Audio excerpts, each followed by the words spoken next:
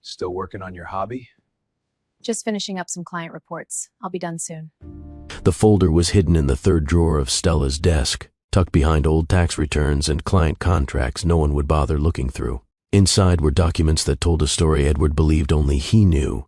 Bank transfers he thought were invisible, deleted emails she'd recovered, calendar manipulations, a pattern of sabotage so methodical it could only be deliberate.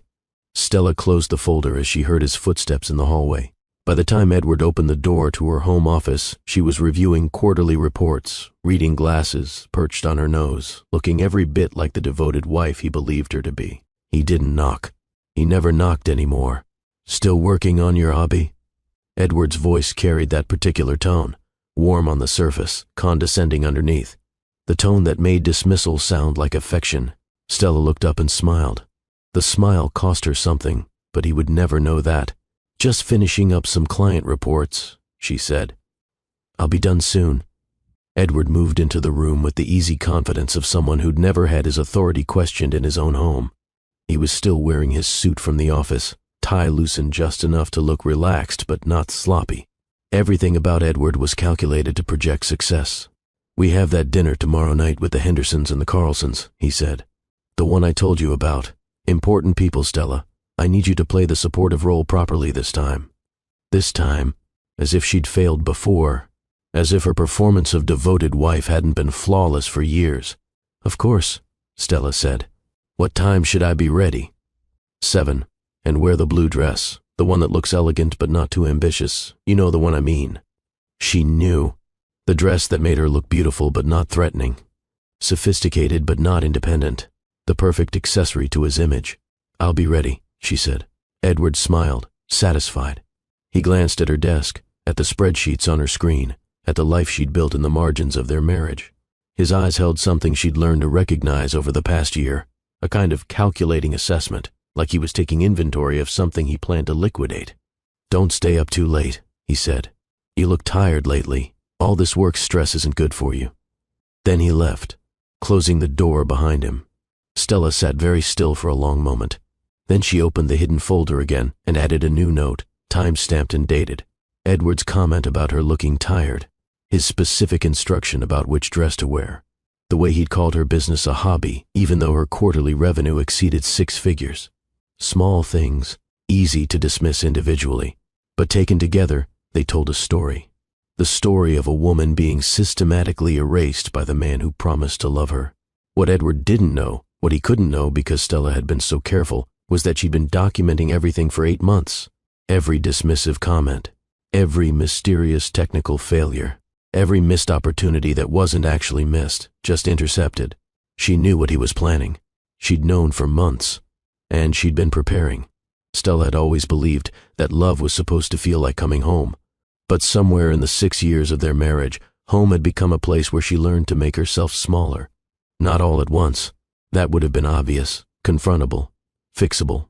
Instead, it happened in increments so subtle she couldn't identify the exact moment when her devotion transformed from something she offered freely into something that required her to carve away pieces of herself to make room for his comfort. She'd built her consulting firm the way some women build prayer routines. Quietly, consistently, in the margins of time that belonged to no one but her. Early mornings before Edward woke, when the house was silent and she could be someone other than his wife. Late nights after he'd fallen asleep in front of financial news broadcasts that made him feel important. Weekends when he traveled and the house stretched wide around her, finally giving her permission to exist. The boutique consulting firm she'd created wasn't born from ambition in the way people usually understood ambition. It was born from necessity, the necessity of having something in the world that reflected who she actually was. In the beginning, back when things were different, or seemed different, or maybe were never different but she couldn't see it yet, Edward had called it her little project. The words carried warmth that felt like encouragement, but underneath there was something else, a kind of amused tolerance. The tone a parent uses watching a child build a sandcastle, knowing the tide will eventually come. She'd heard that undertone, but convinced herself she was being paranoid, overly sensitive, reading insult into innocent observation. That was what devotion required sometimes. Swallowing your own perceptions to preserve peace. Stella had loved Edward once with the kind of certainty that made her friends envious. He was successful, charming in public, attentive in ways that felt curated specifically for her. He remembered her coffee order, the names of her college roommates, the particular way she liked hotel pillows arranged. These details felt like evidence of his care, proof that she mattered in his meticulously organized world. It took years for her to realize that remembering details wasn't the same as seeing her. He knew her preferences the way a talented assistant knows their employer's schedule. Useful information that kept operations running smoothly, not intimate knowledge that indicated genuine curiosity about her inner life. The business grew despite his subtle discouragement. Or maybe because of it. Every client she landed, every contract renewed, every referral that came through felt like proof of her existence outside the architecture of their marriage. She wasn't trying to compete with him. That was never the point. She just needed something that couldn't be rewritten, reinterpreted, or dismissed when it became inconvenient to his narrative about who they were as a couple. Edward liked to tell people at dinner parties that he'd let her pursue her interests, that he was modern enough not to need a traditional wife. The language of permission embedded in those statements used to make Stella's chest tighten, but she smiled through it because that was what devotion looked like, accepting the terms of your own story as they were told by someone else. The sabotage started small, so small she almost missed it. A message from a potential client that never reached her. Edward mentioned it 3 days later, casually, over breakfast. "Oh, someone called for you while you were out," he said, not looking up from his phone. "Something about a consulting project. I forgot to write it down, sorry." No name, no callback number, just gone. Then a calendar conflict. Edward committed them to his company's annual gala on the same night as Stella's industry networking event. The event she'd mentioned weeks earlier. The event that could have connected her with decision-makers in companies she'd been trying to reach for months. "I know you mentioned something that night," Edward said when she brought it up, "but this gala is really important for my career. I thought you'd understand. Your networking thing happens every year, right? You can go next time." It didn't happen every year. It was a special 10th anniversary event with keynote speakers who rarely did public appearances. But she went to his gala, wore the right dress, played the supportive wife, smiled at his colleagues and asked engaging questions and made him look good. And she started paying closer attention. The dinner with the Hendersons and Carlsons was exactly what Stella expected. The restaurant was the kind of place where the prices weren't listed on the menu and the waitstaff knew Edward by name. Floor-to-ceiling windows overlooked the city, offering a view that cost as much as most people's rent. Stella wore the blue dress. Margaret Henderson was talking about her charity work, a foundation for literacy that seemed to require more galas than actual programming. Her husband, Robert, ran a private equity firm. The Carlsons were newer money, tech industry, still performing their success a little too obviously. "Stella, you look wonderful," Margaret said, in the tone women use when they're being polite but not actually interested. "Edward tells us you've been keeping busy with some projects." "Projects, not work, not a business." "Projects. I run a consulting firm," Stella said pleasantly. "Strategic advisory for mid-sized companies in transition." "Oh, how nice." Margaret's attention had already drifted back to Edward. "Edward, you were saying about the merger." And just like that, Stella was edited out of the conversation. Edward launched into an analysis of market conditions and strategic positioning. The table leaned in. He was good at this, commanding a room, making people feel like they were receiving insider knowledge, building his image as someone who understood the machinery of success. Stella had heard this performance before. She ate her salmon and observed. Robert Henderson was watching Edward with assessment in his eyes, weighing whether there was an opportunity here, a partnership, an angle. David Carlson was nodding along, but checking his phone under the table. And Margaret was doing what Margaret always did, socially positioning herself adjacent to power while pretending she was above caring about such things. "The key is knowing when to cut loose the dead weight," Edward was saying. "Too many people get sentimental about assets that aren't performing. Business is business. You have to be willing to eliminate what's not contributing to growth." Stella's hand tightened on her wine glass. Was he talking about actual business, or was this performance for her benefit? A warning delivered in metaphor? "That's why I've always admired your approach, Edward," Robert said. "You're strategic. Not everyone has the discipline to make hard decisions cleanly." Edward smiled. "I've learned that hesitation costs more than action. When you see something needs to end, you end it, efficiently, before it becomes a liability." Stella took a sip of wine and said nothing. "What about you, Stella?" Margaret turned to her with a kind of polite interest that was really just transitional conversation. "How's your little business going? Edward mentioned you've been quite consumed by it lately." Consumed, as if Stella's work was devouring her rather than something she'd built. "It's going well," Stella said evenly. "I recently signed a contract with a manufacturing company that's restructuring their leadership model. The project timeline is 14 months. "Oh," Margaret blinked. 14 months was a real timeline. A substantial engagement. "That sounds demanding." "It's exactly the kind of work I built the firm to do," Stella said. Edward's hand found hers under the table. To anyone watching, it looked affectionate, but his grip was just a fraction too tight. "Stella's very passionate about her work," he said smoothly. "Sometimes I worry she's taking on too much, but I support her need to stay engaged. It's important for her to have interests." Interests, not a career, not professional credibility. Interests. "I think it's wonderful that you're so supportive, Edward," Margaret said. "Not every husband would be comfortable with his wife being so independent." The word hung in the air like an accusation. "I'm confident enough not to feel threatened," Edward said, and the table laughed. Stella smiled, because that was what she did.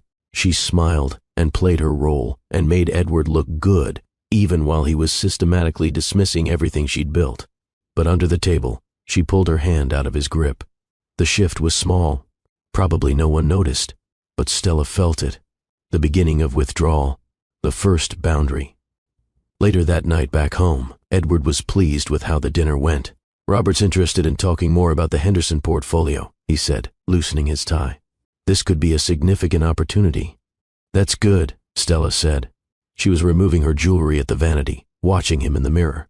"You were quiet tonight," Edward said. "There was a question in it, maybe a test." "You were handling the conversation," Stella said. "I didn't want to interrupt.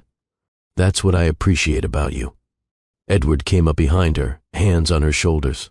"You know how to let me lead. A lot of women would try to compete for attention in those situations." Stella met his eyes in the mirror. "I'm not competing with you, Edward." "I know." He kissed the top of her head. "That's why this works." After he fell asleep, Stella lay awake in the darkness and thought about that phrase. Why this works, as if their marriage was a mechanical system that functioned based on her knowing her place. She thought about the conversation at dinner, Edward's comments about eliminating dead weight and ending things efficiently. She thought about the pattern she'd been noticing for months. The small sabotages, the public dismissals, the way he was systematically positioning her business as a failing hobby while his career flourished. And she made a decision. She would start documenting everything, not just noticing, not just mentally noting the patterns, actually documenting. Because if Edward was planning what she thought he was planning, she needed to be ready. Stella discovered the real shape of Edward's intentions on a Tuesday afternoon in March.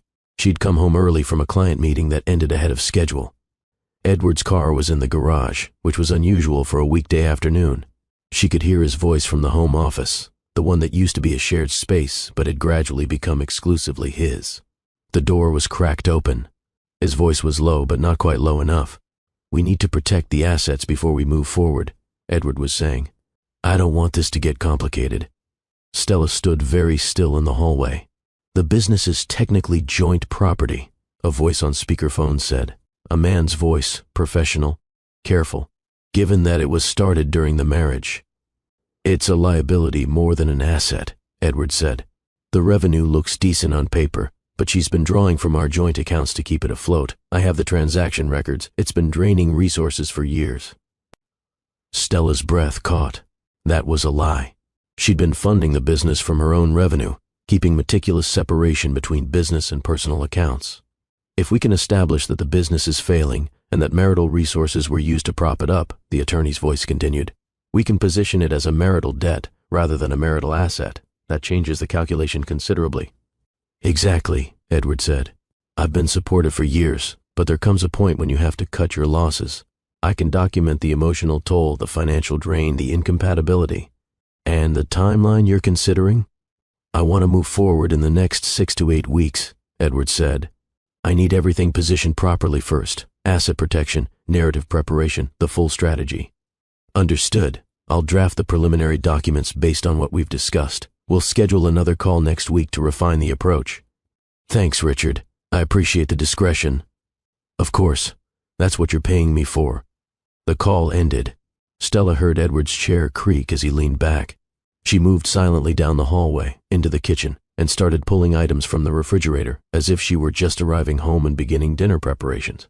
When Edward emerged from his office 15 minutes later, she was chopping vegetables, completely composed. "I didn't hear you come in," he said. "Just got here," Stella said. "How was your day?" "The usual. Meetings and calls." He opened the refrigerator, grabbed a beer. "What time did your meeting end?" "Around 3. I stopped at the market on the way home." He nodded, satisfied. No suspicion that she'd heard anything. "I'm going to catch up on some emails before dinner," he said. "No problem. I'll let you know when it's ready." He left. Stella continued chopping vegetables with perfectly steady hands. But inside, something fundamental had shifted. This wasn't speculation anymore. It wasn't paranoia or oversensitivity or misreading innocent actions. Edward was planning to divorce her. He was planning to frame her business as a failing venture that had drained marital resources. He was building a legal strategy based on lies, and he thought she had no idea. Stella finished preparing dinner, set the table, called Edward when everything was ready. They ate together and talked about nothing important, and the entire time she was thinking 3 moves ahead. If Edward was preparing for war, she needed to prepare for victory. That night, after Edward was asleep, Stella went to her office and started building her documentation system, not on any device that synced to household accounts. She set up a separate, secure cloud account using a new email address Edward didn't know existed. She began uploading documents, bank statements proving her business was self-sustaining, client contracts demonstrating legitimate revenue, tax returns showing clean separation between business and personal finances. Then she started documenting his sabotage. The deleted client message, she recovered it from her email server's archive. The calendar conflict, she had the original event registration time-stamped before Edward scheduled the conflicting gala. She started taking screenshots of his public dismissals, saving text messages, recording dates and times of every incident, not because she wanted to hurt him, but because she needed to protect herself. Over the following weeks, Stella lived in 2 realities simultaneously. In one reality, she was the devoted wife Edward perceived. She attended his work functions, made his coffee the way he liked it, asked about his day, smiled at the right moments, played her role with such practiced ease that no one, including Edward, suspected she was playing a role at all. In the other reality, she was systematically building a fortress around everything she created. She met with her business attorney, framing it as routine structural review. She moved critical assets into protected legal entities. She documented every client relationship with contracts that clearly established her intellectual property and professional reputation as separate from marital assets. And she watched Edward continue his sabotage, more confident now that his timeline was set. He started making offhand comments to their mutual friends about how stressed Stella seemed, how consumed by work, how he worried it was too much for her. The language of concern, masking the architecture of control. At a barbecue with neighbors, Edward mentioned that Stella had been struggling to find balance between the business and their marriage. Struggling, as if she were failing rather than succeeding. Stella stood beside him, holding a glass of wine, and said nothing to contradict him, because she understood something now that she hadn't understood before. Her silence wasn't submission. It was strategy. Every time Edward dismissed her publicly, he was creating witnesses to his narrative. But those same witnesses could later verify the gap between what he claimed and what was actually true. Every time he suggested her business was failing, he was establishing a pattern of dishonesty that could be documented and disproven. He was building his case. But so was she, and hers was built on truth. 3 weeks after overhearing Edward's call with his attorney, Stella had her own consultation. The attorney she chose specialized in complex marital dissolution with business assets. Her office was downtown, far enough from Stella and Edward's usual circles that there was no risk of coincidental discovery. Patricia Chen was in her 50s, with sharp eyes and a reputation for protecting her clients' interests without unnecessary drama. "Tell me what's happening," Patricia said, once they were seated in her private office. Stella laid out the situation methodically. The sabotage, the overheard phone call, Edward's timeline, his strategy to frame her business as a marital liability. Patricia took notes, asked clarifying questions, and didn't show surprise or judgment. "Do you have documentation?" Patricia asked. Stella opened her laptop and pulled up the secure account. Bank statements, client contracts, revenue reports, tax returns, screenshots of deleted messages, time-stamped records of calendar manipulations, a comprehensive spreadsheet tracking every instance of sabotage with dates, details, and evidence. Patricia scrolled through the files in silence. When she finally looked up, there was something like respect in her expression. "How long have you been preparing this?" 3 weeks of formal documentation, Stella said. "But I've been noticing patterns for about 8 months. "And you haven't confronted him?" "No." "Why not?" Stella took a breath. "Because confronting him would give him time to adjust his strategy. Right now, he thinks I'm oblivious. That gives me an advantage." Patricia leaned back in her chair. "Most people in your situation would have confronted immediately. The emotional impulse to defend yourself is strong." "I'm not interested in defending myself," Stella said quietly. "I'm interested in protecting what I've built." Patricia nodded slowly. "All right, let's talk about what protection actually looks like." They spent the next 90 minutes going through strategy. Stella's business was more protected than Edward understood.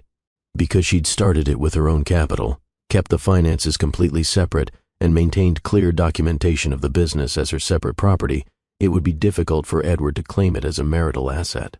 The fact that she'd been funding it independently, which Patricia could prove with the financial records, demolished his narrative about it draining marital resources. "His strategy depends on you being unprepared and emotional," Patricia said. "He's counting on you being blindsided when he files. That gives him control of the narrative and the timeline." "But I'm not going to be blindsided," Stella said. "No, you're not." Patricia closed her notepad. "In fact, you have the option to file first, control the timeline yourself." Stella considered that. "Not yet. I want to know the full extent of what he's planning. If I move too early, I might miss something." "That's a risk," Patricia said. "The longer you wait, the more he can maneuver." "But the longer I wait, the more evidence I have of exactly what he's been doing," Stella countered. "I don't just want to protect myself. I want the truth to be undeniable." Patricia studied her for a long moment. "You're not what I expected." "What did you expect?" "Someone more emotional, hurt, ready to fight out of anger." Stella shook her head. "I'm past anger. I need clarity." "Clarity is good," Patricia said. "Clarity wins cases." They scheduled another meeting for 2 weeks out. Patricia would prepare preliminary filings that could be submitted on short notice if Edward moved faster than expected. In the meantime, Stella would continue documenting. "One more thing," Patricia said, as Stella was gathering her things.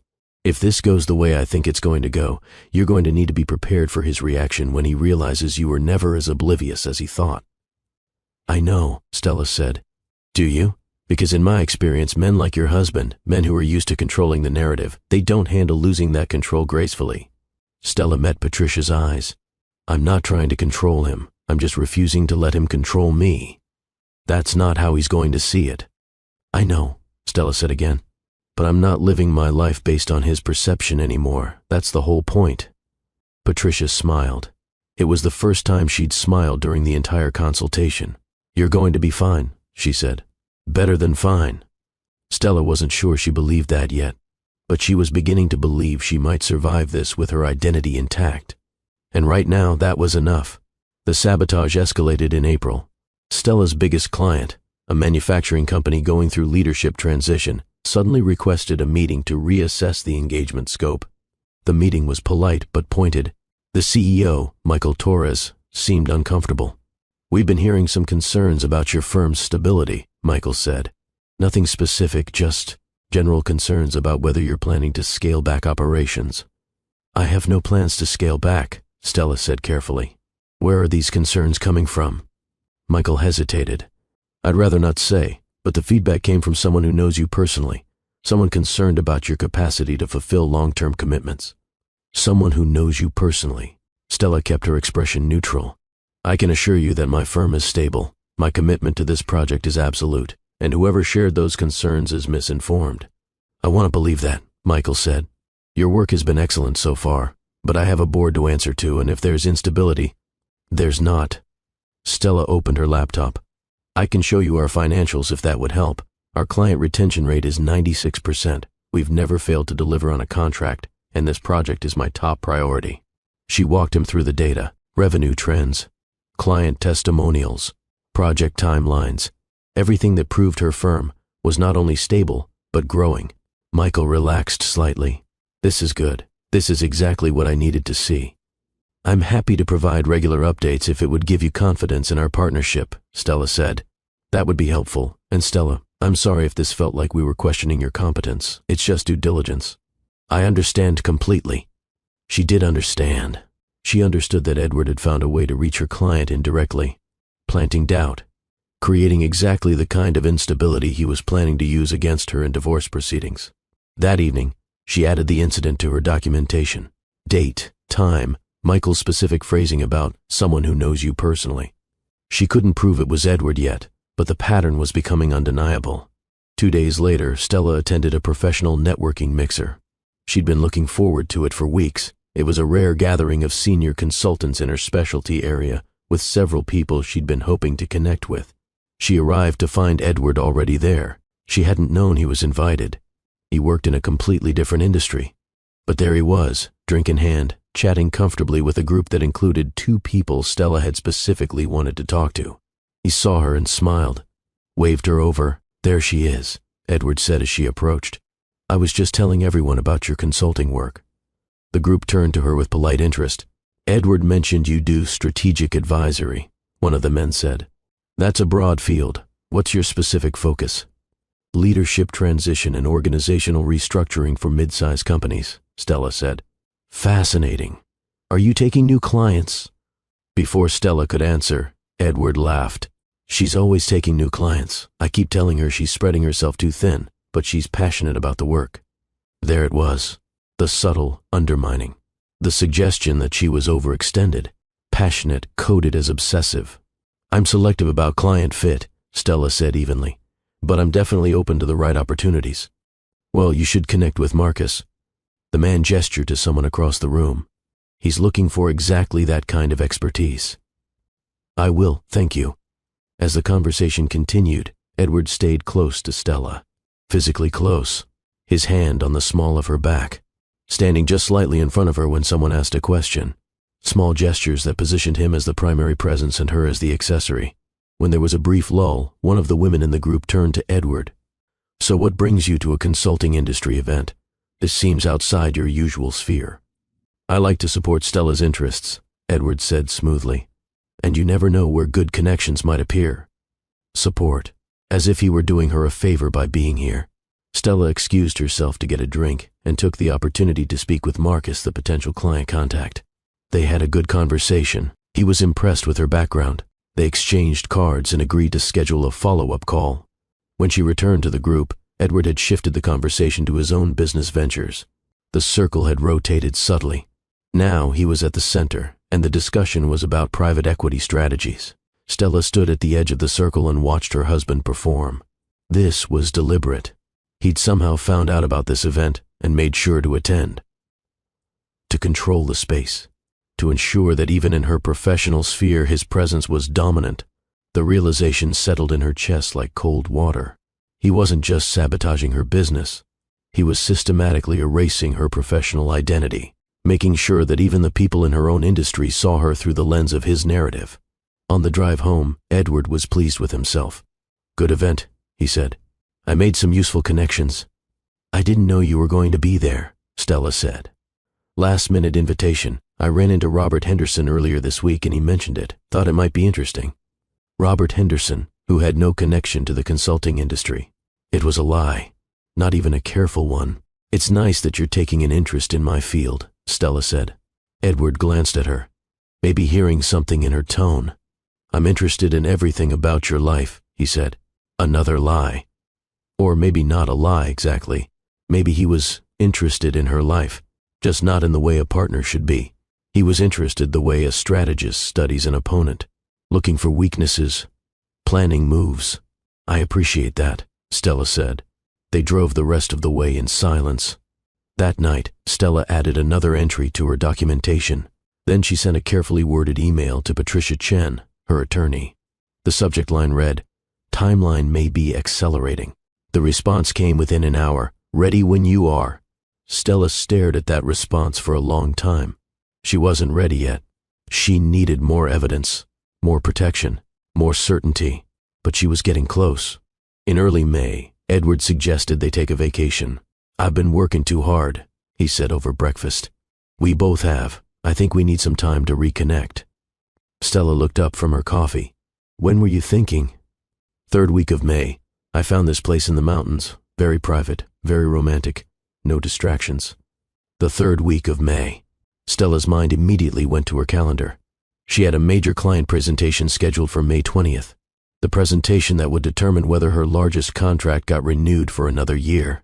"That sounds lovely," Stella said carefully. "But I have something important at work that week." Edward's expression didn't change, but something shifted in his eyes. "More important than our marriage?" There it was, the trap. If she said yes, she was prioritizing work over their relationship. If she said no, she had to cancel the presentation. "It's a significant client commitment," Stella said. "The timing is challenging." "Stella," Edward reached across the table, took her hand. "I'm worried about us. I feel like we're drifting. This business of yours is consuming all your energy. When's the last time we really spent time together?" "We spend time together every day." "That's not what I mean. I mean quality time, connection, the way we used to be." Stella felt the old familiar pull, the guilt, the sense that maybe she was being unreasonable. Maybe she was letting work consume too much. Maybe she should prioritize their marriage. Then she thought about the phone call she'd overheard, the divorce timeline, the strategy to frame her as work-obsessed and emotionally unavailable. This wasn't about reconnection. This was about creating evidence. "Let me see if I can reschedule the presentation," Stella said. Edward smiled. "Thank you. I knew you'd understand." She didn't reschedule the presentation. She brought in her associate, Marcus, the consultant she'd hired 6 months ago precisely so she could build redundancy into the firm. She spent a week over-preparing him, walked him through every detail of the client's needs, every potential question, every strategic angle. By the time she left for the mountain vacation, Marcus was more prepared than most presenters would have been doing their own work. The vacation itself was strange. Edward was attentive in a way he hadn't been in years. He planned activities, made reservations at nice restaurants, held her hand during walks. It should have felt romantic. Instead, it felt like being studied. Stella played along, was present, engaged, affectionate, the devoted wife he wanted to see. But part of her mind was always on the presentation happening back home, on Marcus delivering her work, on whether the client would accept the substitution or see it as evidence of instability. On the third day of the trip, while Edward was in the shower, Stella checked her email. Marcus had sent an update. Presentation went perfectly. Client loved it. Contract renewed for 18 months instead of 12. They were so impressed, they referred us to 2 other companies. Stella stared at the message. Relief and something else. Pride. Her work was good enough that someone else could deliver it successfully. Her firm was stable enough that she could step away, and it functioned without her. All of Edward's sabotage, all of his attempts to create instability, they hadn't worked. She deleted the email and put her phone away before Edward returned. That night at dinner, Edward raised his wine glass. "To us," he said, "to remembering what matters." Stella touched her glass to his. "To clarity." Edward smiled, hearing what he wanted to hear. But Stella meant something entirely different. The week after they returned from vacation, Stella noticed Edward had become careless. He left his laptop open in the home office, took phone calls without closing doors, left documents visible on his desk. At first she thought he was testing her, seeing if she'd snoop. Then she realized the truth. He'd become so confident in her obliviousness that he didn't bother hiding anything anymore. She found the divorce filing draft on a Tuesday afternoon. It was in a folder on his desktop labeled Personal Legal, Private. Stella stood in the doorway of the office looking at the laptop. Edward was at the gym. He'd be gone for at least another hour. She could walk away, pretend she'd never seen it, or she could look. She looked. The filing was comprehensive. It painted a picture of a marriage where one spouse had sacrificed and supported, while the other became consumed by professional ambition at the expense of the relationship.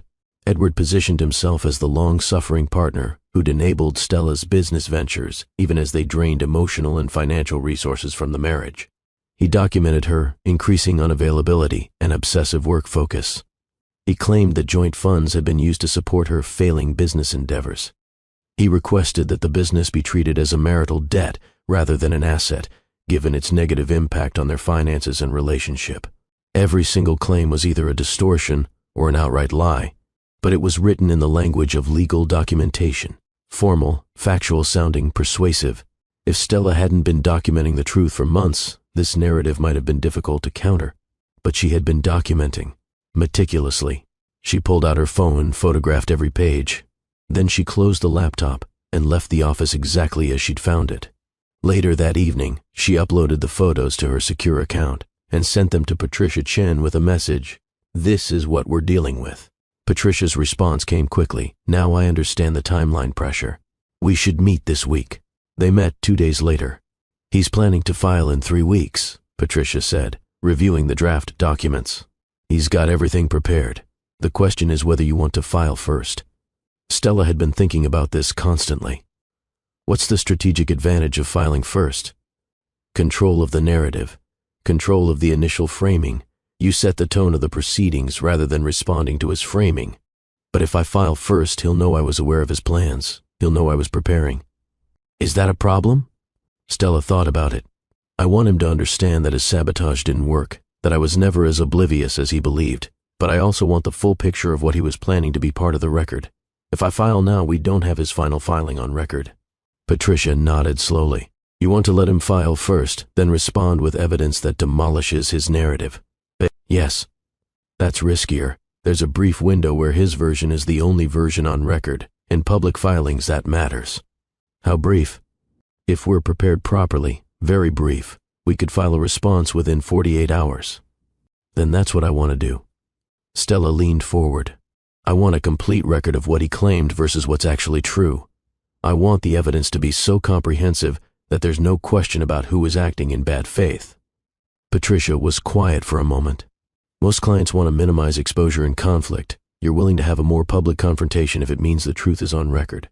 I'm not looking for confrontation, Stella said. But I'm not hiding anymore either. I've spent years making myself smaller to preserve peace. I'm done with that. All right. Patricia made notes. Then we prepare a response package now. Everything documented and ready to file the moment he submits his petition. Financial records proving your business is self-sustaining, evidence of his sabotage, testimony from clients about your professional credibility, the works. Whatever it takes. They spent the next 2 hours going through every piece of evidence Stella had compiled. Patricia asked detailed questions, identified gaps, requested additional documentation. By the end of the meeting, they had a strategy. Edward would file for divorce, likely in the next 2 to 3 weeks based on his timeline. Stella would respond immediately with a counterfiling that included comprehensive evidence refuting every claim he made. One thing you should prepare for, Patricia said, as they were wrapping up. This is going to change how people see your marriage. Once these filings are public, the narrative he's been building, supportive husband, work-obsessed wife, that's going to collapse. People will know he was lying. I know, Stella said. Are you ready for that? For your friends to know? For your professional network to know? Stella thought about all the times she'd smiled while Edward dismissed her work.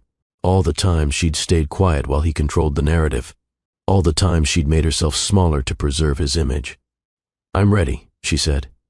I'm tired of his version of our story being the only one people hear. Patricia smiled. Good, because you're about to make sure they hear yours. Stella left the meeting feeling something she hadn't felt in years. Not quite hope, not yet, but possibility. The possibility that she could survive this with her identity intact, that she could protect what she'd built, that she could stand in the truth publicly, and it would be enough. Edward filed for divorce on May 24th. Stella was working from home when the process server arrived. She accepted the documents calmly, signed the receipt, and closed the door. Then she stood in the entryway of the house she'd lived in for 6 years and read through the filing. It was exactly what she'd seen in the draft. Every distortion, every lie, every careful manipulation of truth into something that served his narrative. He'd claimed she was emotionally unavailable. He'd claimed her business was draining marital resources.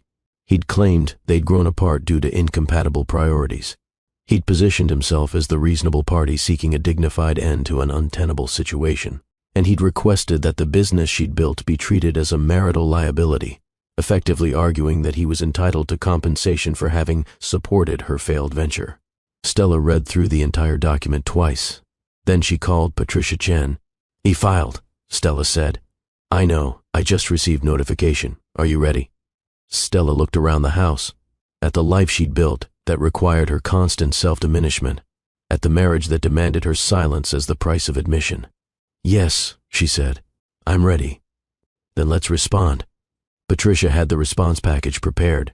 Stella reviewed every page carefully, made a few minor additions, and approved the filing. By the end of the business day, Stella's counter-petition was submitted.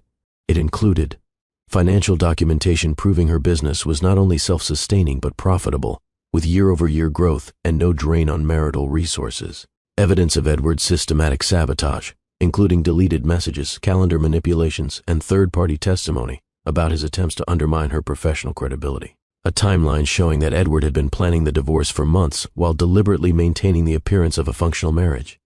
A request that the business be recognized as Stella's separate property, given that it was built with her own capital and maintained independently of marital finances. And a simple, clear statement: the petitioner's characterization of the marriage and the respondent's professional activities is materially false and contradicted by documented evidence. It wasn't revenge. It was truth. Stella didn't know exactly when Edward received notification of her response. She'd moved into a temporary apartment 2 days after he filed, as Patricia advised. Clean separation, no question of continued cohabitation. But she could imagine his reaction. The confidence he'd had, that she was unprepared. The assumption that she'd been oblivious to his planning. The careful narrative he'd built about the work-obsessed wife and the supportive husband. All of it demolished by the evidence she'd been gathering for months. 3 days after the filings, Stella attended a professional conference where she was scheduled to deliver a keynote address. The speech had been planned for months, accepted before the divorce filing became public. It was on strategic resilience in business transitions. Stella had considered withdrawing, staying out of the public eye until the legal proceedings settled. But that would have been the old response. The impulse to make herself smaller, to avoid discomfort. She gave the speech. The audience was about 300 people, consultants, business leaders, industry analysts. People who knew her work. Stella stood at the podium and delivered a presentation on maintaining business integrity during periods of personal and professional disruption.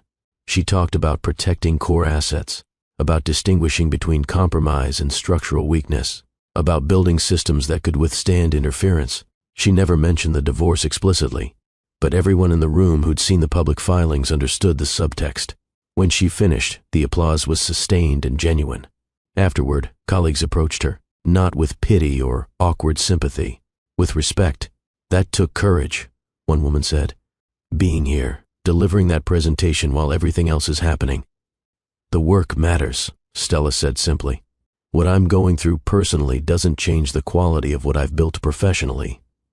That's exactly right, and people need to hear that. Stella made her way through the reception, having genuine conversations about business strategy and industry trends. No one treated her like a victim. No one asked invasive questions about the divorce. They treated her like a professional, a colleague, someone whose expertise and presence mattered. Near the end of the reception, Stella noticed a man she didn't recognize watching her from across the room. He approached as the crowd thinned. "Miss Hartman? I'm James Whitmore. I work with the Marshall Group." The Marshall Group was one of the most prestigious consulting networks in the country. "Nice to meet you," Stella said. "I've been following your work for about a year," James said. "Your approach to organizational transition is exactly what we've been looking for in our partnership network. I'd love to schedule a conversation about whether there might be a fit." Stella processed this. The Marshall Group didn't just offer partnerships to anyone. This was the kind of opportunity that could expand her firm's reach exponentially. "I'd be very interested in that conversation," she said. They exchanged information. James mentioned he'd seen her firm's recent growth trajectory and was impressed by the client retention metrics. "You've built something solid," he said. "That's rare in this industry." After he left, Stella stood alone for a moment and let herself feel the full weight of what was happening. Edward had spent months trying to destroy her business, to frame it as a failing venture, to erase her professional identity. And in the same week that his lies became part of public record, she was being approached by one of the most respected organizations in her field. His sabotage hadn't just failed, It had been completely irrelevant to the actual trajectory of her work. Stella left a conference with a stack of new business cards, 3 scheduled follow-up meetings, and a keynote invitation for another conference in the fall. She drove back to her temporary apartment and sat in the car for a while before going inside. For the first time since this all began, Stella felt something beyond strategic focus or determined resilience. She felt powerful, not because she'd destroyed Edward or sought revenge, but because she'd refused to be destroyed.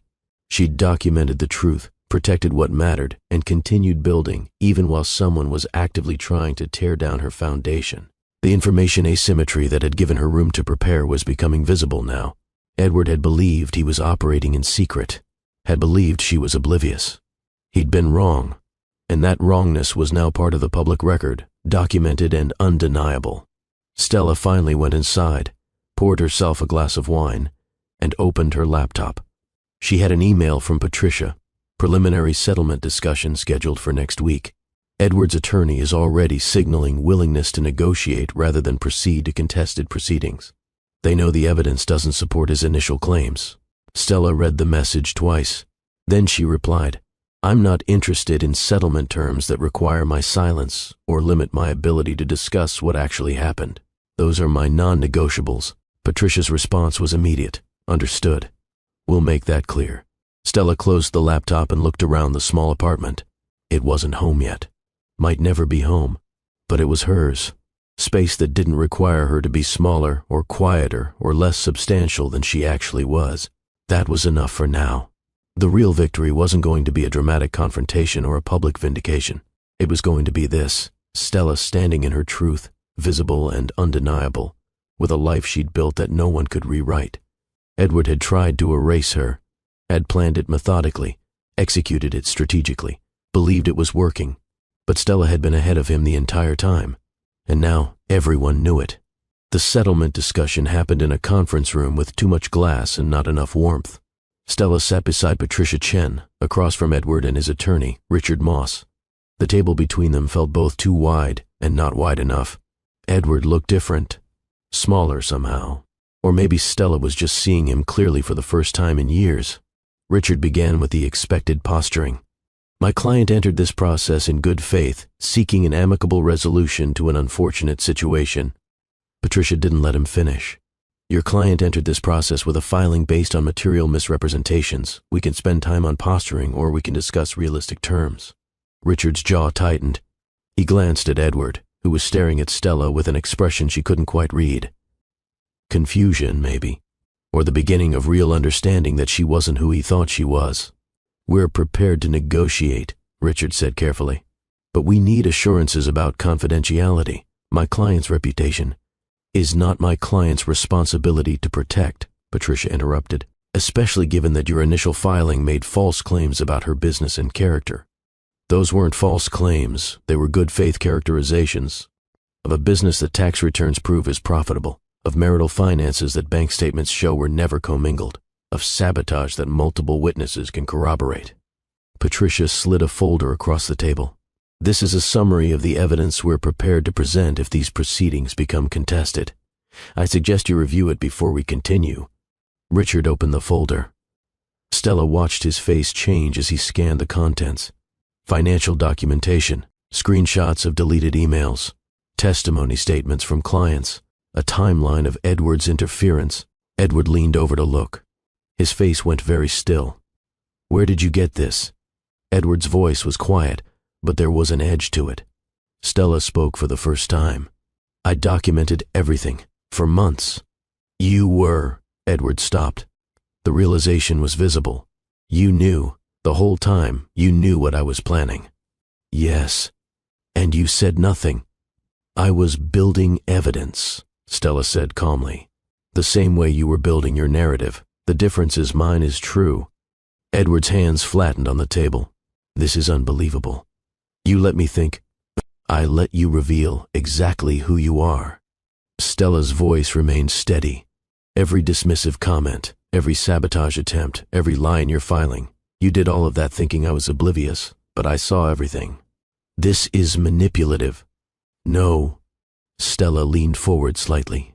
Manipulative is spending months destroying my business while pretending to support our marriage. Manipulative is filing for divorce based on lies. What I did was protect myself from someone who was actively trying to erase me. The room was silent. Richard cleared his throat. Perhaps we should discuss terms. The negotiation took 3 hours. Edward wanted confidentiality clauses that would prevent Stella from discussing his sabotage. Patricia refused those outright. Edward wanted a portion of Stella's business value, claiming he'd provided support during its development. The financial records demolished that claim. Edward wanted joint statements about the divorce being mutual and amicable. Stella declined to lie publicly about what had actually happened. What Stella did accept was straightforward, equitable division of actual joint assets, clean separation of business entities, no ongoing financial entanglement. What she refused was anything that required her silence or complicity in Edward's narrative. By the end, Richard was advising Edward to accept terms that were far less favorable than what he'd sought in his initial filing. "This is the best outcome available," Richard said quietly to Edward. "The alternative is contested proceedings where all of this becomes very public very quickly." Edward looked at Stella. "You're really going to do this? Expose everything?" "I'm going to tell the truth if asked," Stella said. "I'm not interested in public campaigns or revenge, but I'm also not going to lie to protect your reputation. After everything I gave you..." "You didn't give me anything, Edward. You allowed me conditional existence as long as I stayed small enough not to threaten your ego. That's not generosity, that's control." Edward's face flushed. "I supported your business. I encouraged you, but you called it a hobby. You sabotaged my clients. You tried to destroy what I built so you could position yourself as the generous spouse dealing with my failures." Stella's voice remained calm, factual. "That's all documented. We can litigate it publicly if you prefer, or you can accept that your strategy didn't work and move forward." The silence stretched. Finally, Edward signed the settlement agreement. No confidentiality clause, no false narrative, just a clean legal separation and an end to the marriage that had required Stella's systematic self-erasure. As they were leaving, Edward caught Stella's arm in the hallway.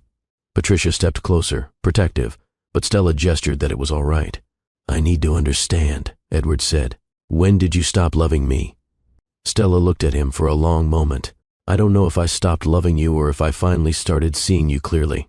Maybe those are the same thing." "That's not an answer." "It's the only answer I have." Stella gently removed her arm from his grip. "You wanted a wife who would disappear into your narrative. I needed a partner who would see me as I actually am. Those things were never compatible. I did see you. You saw a version of me that was useful to you. When I started existing in ways that didn't serve your story, you tried to erase me. That's not love, Edward. That's ownership." Edward's expression shifted through several emotions. Anger, denial, something that might have been grief. "I never meant to hurt you," he said finally. "I believe that," Stella said. "I think you genuinely didn't see your dismissiveness as harmful. You probably thought you were being supportive in your own way, but impact matters more than intent, and the impact of your actions was my systematic erasure. So that's it. We're done. We've been done for a long time. We're just finally admitting it." Stella walked away, and this time, Edward didn't follow. Patricia caught up with her at the elevator. "You handled that well," Patricia said. "I've had a lot of practice staying calm while being dismissed." "That's not what I saw. What I saw was someone who's moved past, needing his validation." The elevator doors opened. Stella stepped inside. "You're right," she said. "I don't need his version of my story anymore. I have my own." The divorce finalized 6 weeks later. The proceedings were clean, efficient, and far less dramatic than Edward's initial filing had suggested they would be. His narrative had collapsed under the weight of documented evidence. The settlement terms held. The marriage ended legally, the same way it had ended emotionally months earlier. Stella signed the final papers in Patricia's office on a Thursday afternoon in July. "How do you feel?" Patricia asked. Stella considered the question. "Lighter, like I've been carrying something heavy for so long I forgot what it felt like not to." "That's good. That's healthy." Patricia closed the file. "You know, I've been doing this for 23 years. I've seen a lot of divorces. Yours was different." "How?" "Most people are reactive. They're hurt and angry and they make decisions from that place. You were strategic. You prepared. You protected yourself without trying to destroy him." "I didn't need to destroy him," Stella said. "I just needed him to stop destroying me."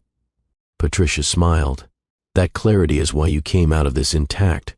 A lot of people lose themselves in these proceedings. You found yourself.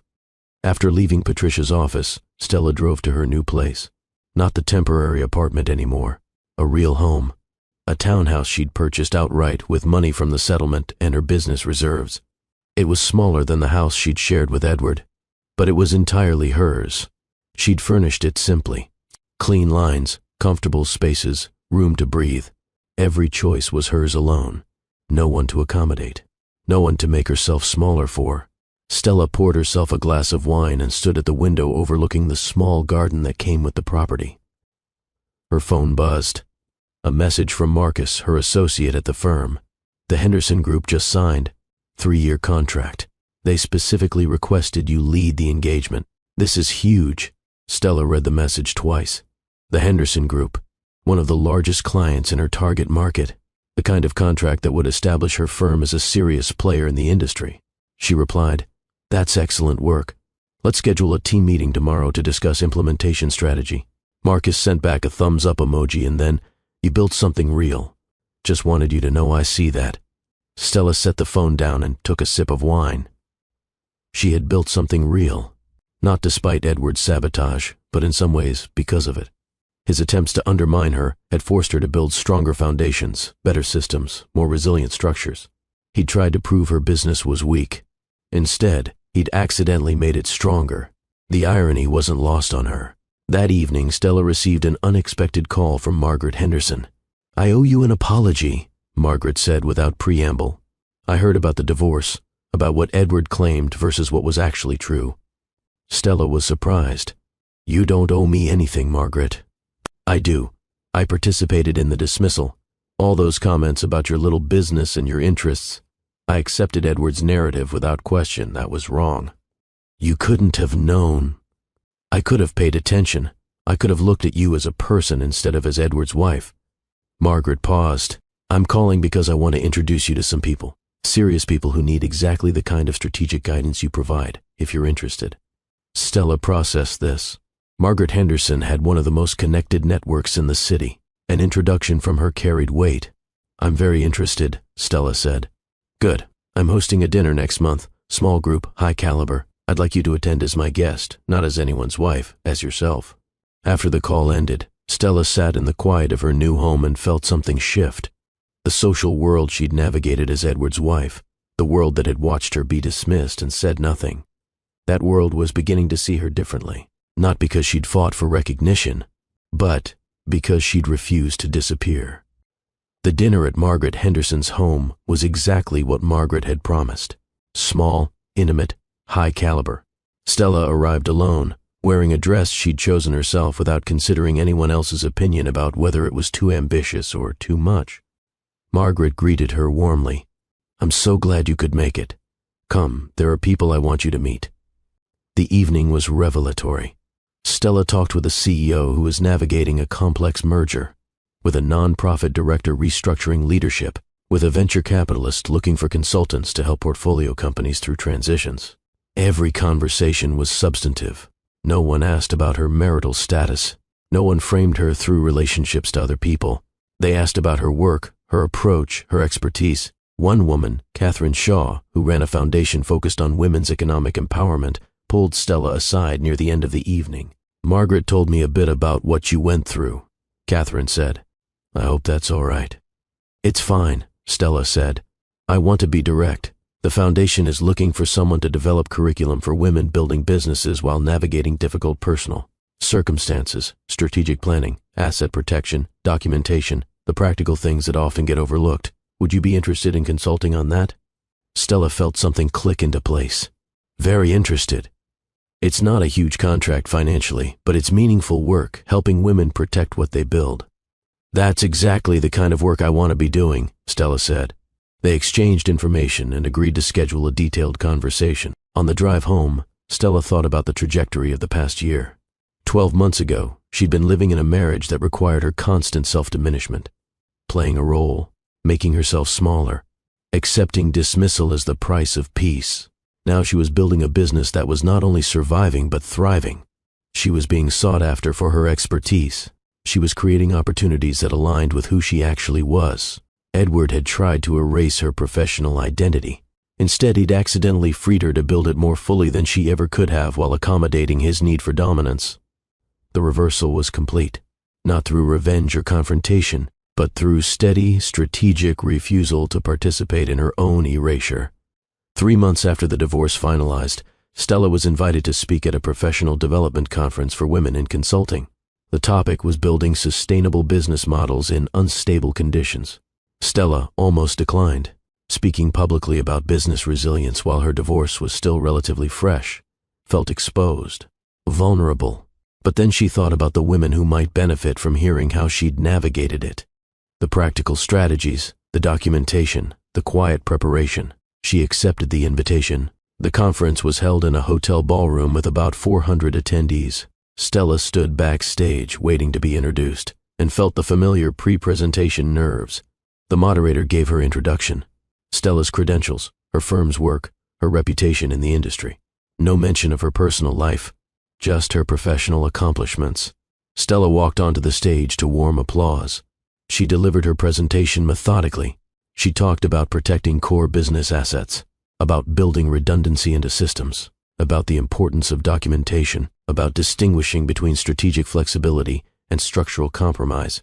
She never mentioned Edward by name, never detailed the specifics of the sabotage, but she did talk about what it means to build something while someone is actively trying to undermine it, about the necessity of clear boundaries, about the difference between partnership and control. The audience was attentive, engaged. Several women were taking notes. During the Q&A, a woman in the third row stood up. "How do you maintain professional focus when your personal life is falling apart?" Stella took a breath. "You don't maintain the same focus. That's not realistic. What you do is build systems that can function even when you're not at full capacity. You document everything so you don't have to rely on memory during crisis. You protect your foundation so that when storms come, and they will come, the structure holds." Another woman asked, "What if the person undermining you is someone you trusted? How do you recover from that betrayal?" "You acknowledge that trust and naivety aren't the same thing," Stella said. "I trusted my former spouse because I wanted to believe in partnership. When evidence showed that trust was misplaced, I had to choose between protecting my perception of the relationship and protecting my actual business. I chose the business, not because I'm cold, but because I finally understood that protecting someone else's narrative at the expense of my own reality wasn't sustainable."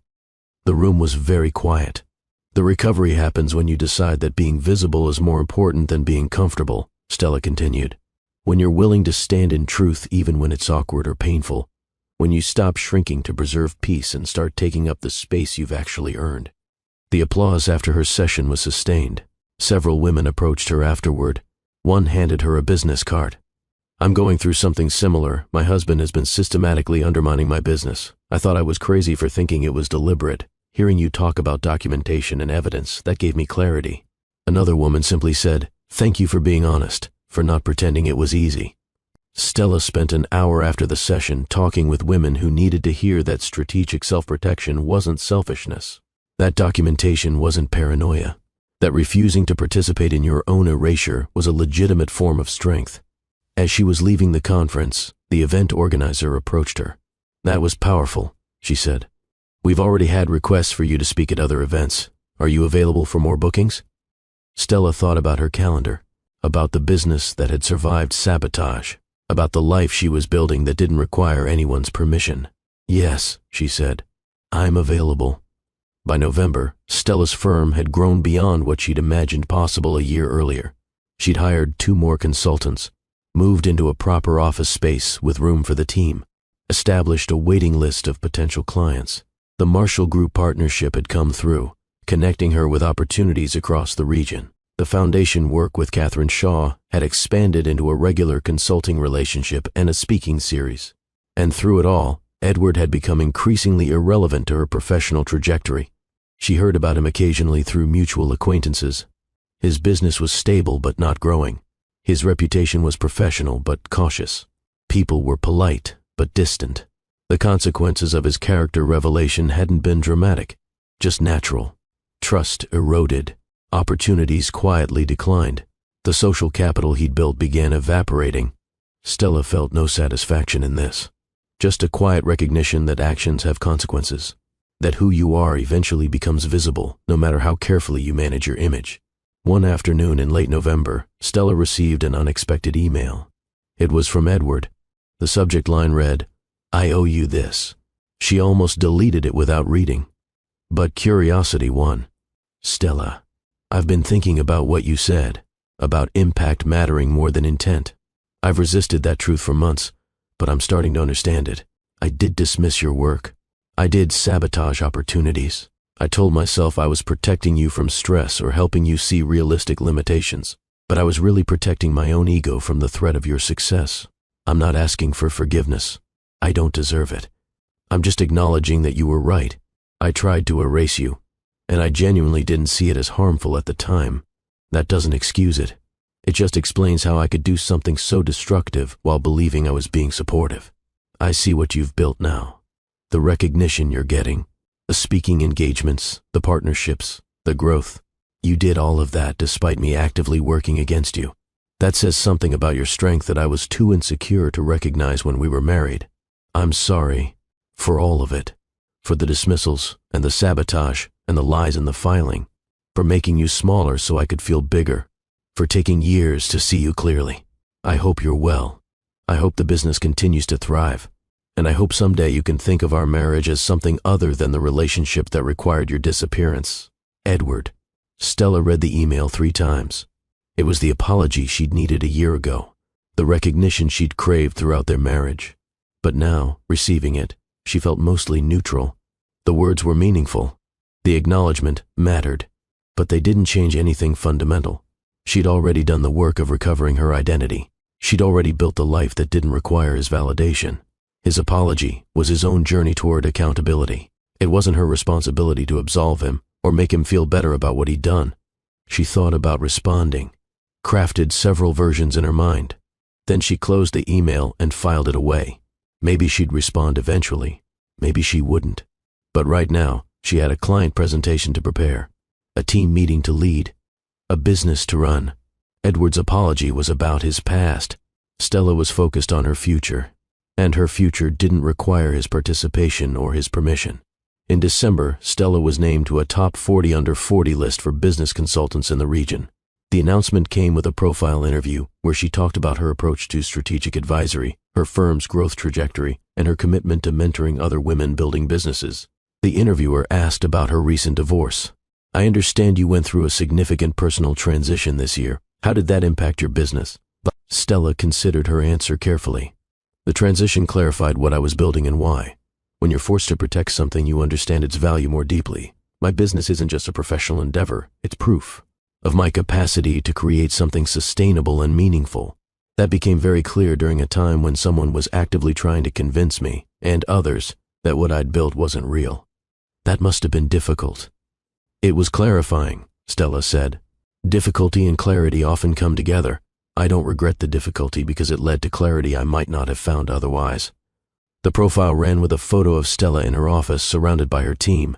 The headline read, "Building Resilience, How One Consultant Turned Personal Crisis into Professional Clarity." Several people from Stella's past reached out after the profile published. College friends she'd lost touch with, former colleagues, even her mother, who'd been quietly supportive throughout the divorce but hadn't known how to help. "I'm proud of you," her mother said during a phone call. "Not just for the business success, for refusing to disappear." "Thanks, Mom. I watched you get smaller during that marriage. I wanted to say something, but I didn't know how. I thought maybe you were happy. Maybe I was projecting my own fears." "I thought I was happy too," Stella said. "Or I thought that was what happiness looked like. Accommodation, flexibility, supporting someone else's dreams. It took a long time to realize I was confusing devotion with self-erasure. You know the difference now." "I do, and I won't forget it." The holiday season approached. Stella's first holidays as a divorced woman, as someone building a life entirely on her own terms. She spent Thanksgiving with close friends, Christmas with her mother and sister, New Year's Eve quietly, alone in her townhouse, reflecting on the year that had changed everything. 12 months ago, she'd been documenting sabotage and preparing for divorce, living 2 realities simultaneously, performing devotion while building her exit. Now she was living one reality, clear, visible, undeniable, As midnight approached, Stella poured herself champagne and stood at her window watching the city lights. She thought about Edward's attempt to erase her professional identity, about the months of strategic silence while she prepared, about the moment when the truth became public and his entire narrative collapsed. She thought about the business that had survived and thrived, about the speaking engagements and partnerships and recognition, about the women she was helping through similar situations. Most of all, she thought about the difference between the woman she'd been a year ago and the woman she was now. The same woman, in many ways. Same skills, same work ethic, same fundamental values. But different in one crucial aspect: she was no longer willing to be small. The fireworks began outside, colors bursting across the sky. Stella raised her glass to her reflection in the window. To visibility, she said quietly. To truth, to never disappearing again. The new year arrived with momentum. Stella's firm started January with 6 new client contracts, 2 speaking engagements already scheduled, and interest from a publisher about writing a book on business resilience. The team had grown to 7 people. The office space was full of energy and purpose. The work was challenging and meaningful. One morning in mid-January, Stella was preparing for a presentation when her assistant knocked on her office door. "There's someone here to see you. He doesn't have an appointment, but he says it's important. A Mr. Edward Hartman." Stella looked up from her notes. Edward, here, at her office. She could refuse to see him. She had every right to maintain boundaries, but curiosity won again. "Give me 5 minutes, then send him in." Stella used the time to center herself, to remember that she didn't owe him anything, that his presence in her space was a privilege, not a right. When Edward entered, he looked different, less polished, more uncertain. "Thank you for seeing me," he said.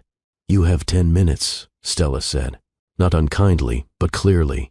"I have a presentation to prepare for." Edward nodded. He looked around the office, at the framed client testimonials on the wall, the team visible through the glass partition, the tangible evidence of success. "You've built something impressive," he said. "I know." He smiled slightly at her confidence. "I came to apologize in person. The email felt insufficient."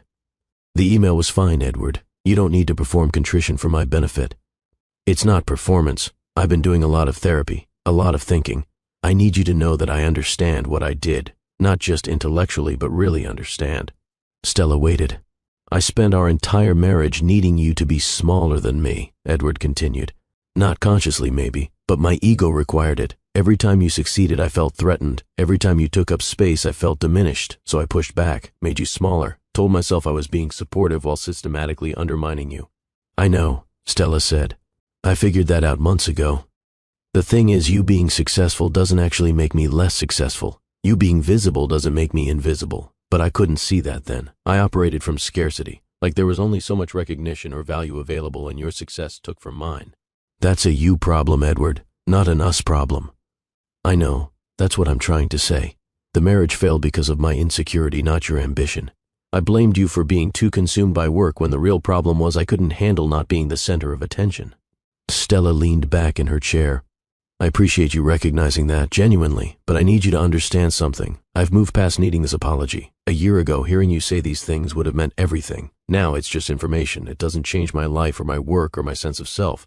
Edward nodded slowly. "That's fair. That's more than fair. I hope therapy helps you build healthier patterns for whatever comes next. I hope you find a relationship where you don't need the other person to be small. But my role isn't to validate your growth or absolve your guilt. I'm focused on my own life now." "I understand." Edward stood to leave. "For what it's worth, I'm genuinely happy you're thriving, even though I actively tried to prevent it, maybe especially because of that. Goodbye, Edward." "Goodbye, Stella." After he left, Stella sat quietly for a moment. The conversation had been necessary, maybe. Closure of a sort. But the truth was, she'd already found closure months ago, when she stopped waiting for his recognition and started trusting her own. Edward's apology was his process. Stella had already completed hers. She returned to her presentation notes. In 30 minutes, she'd be delivering strategic guidance to a client whose business was valued at 8 figures. The work demanded her full attention. Edward was already fading into the past where he belonged. By March, Stella's life had settled into a rhythm that felt sustainable. The business was thriving but not consuming. She'd learned to build boundaries around work, to delegate effectively, to trust her team. She was dating occasionally, nothing serious yet, but she was learning what it felt like to be seen clearly from the beginning, to not have to shrink or perform or accommodate at the expense of herself. One evening, she attended a professional dinner where she'd been invited as a speaker. The topic was women in leadership, navigating challenges, building resilience. After her remarks, during the networking reception, a younger woman approached her. "I need to tell you something," the woman said. "I heard you speak 6 months ago about building systems that can withstand sabotage, about documentation and boundaries and strategic silence." "I remember that talk," Stella said. "It changed my life. I was in a marriage where my husband was undermining my career, making me feel crazy for noticing it. Your talk gave me permission to trust my perceptions, to document what was happening, to prepare." "How are you now?" "Divorced, as of last month, and my business survived, because I followed your advice. I built protections before the crisis hit. I documented everything. When he tried to frame me as unstable and work-obsessed, I had evidence of exactly what he'd been doing." The woman's eyes were bright with emotion. "You saved my business, maybe my life. I just needed you to know that." Stella felt the weight of that statement. "I'm so glad you protected yourself. That took courage. You showed me it was possible, that strategic silence isn't the same as acceptance, that you can love someone and still document what they're doing to you, that preparation isn't paranoia." After the woman left, Stella stood alone for a moment and felt the full impact of what she'd built. Not just a business, but a framework, a model, proof that you could survive systematic erasure and come out stronger. Her own painful experience had become a resource for other women navigating similar situations. The suffering hadn't been meaningless. It had been transformed into something useful. That realization shifted something fundamental in how Stella understood her own story. Edward hadn't just failed to erase her. He'd accidentally given her the exact experience she needed to help others protect themselves from similar erasure. The irony was profound. In trying to destroy her, he'd actually equipped her to build something more meaningful than she might have built otherwise. The spring brought new opportunities. The book deal solidified. A major publisher wanted Stella to write about strategic business resilience with a focus on protecting professional identity during personal crisis. The Marshall Group expanded their partnership, connecting Stella's firm with clients across multiple states. And the foundation work with Catherine Shaw grew into a full curriculum that would be taught to hundreds of women building businesses. Stella's calendar was full but manageable. Her team was strong. Her reputation was solid. One afternoon in April, Stella received a message from Margaret Henderson. "Lunch tomorrow? My treat. I have something I want to discuss." They met at a restaurant overlooking the river. Margaret was already seated when Stella arrived. "Thank you for making time," Margaret said. "I know you're incredibly busy." "Always happy to make time for you," Stella said. "Your introduction to the foundation changed my trajectory." "That's actually what I want to talk about. I'm starting a venture fund focused on women-led businesses. I want you to be one of our strategic advisors." Stella processed this. Margaret Henderson's venture fund would have significant capital and even more significant network access. "I'm honored. Tell me more." Margaret laid out the vision. A fund that didn't just provide capital but strategic support, helping women build businesses that could withstand the kinds of pressures and sabotages that often derail female entrepreneurs. "We need someone who understands both the business side and the personal resilience side," Margaret said. "Someone who's lived through building something while others were actively trying to tear it down. That's you." "It is," Stella agreed. The role would be part-time, advisory, not operational, but influential. You'd help shape which businesses we invest in and what support structures we build around them.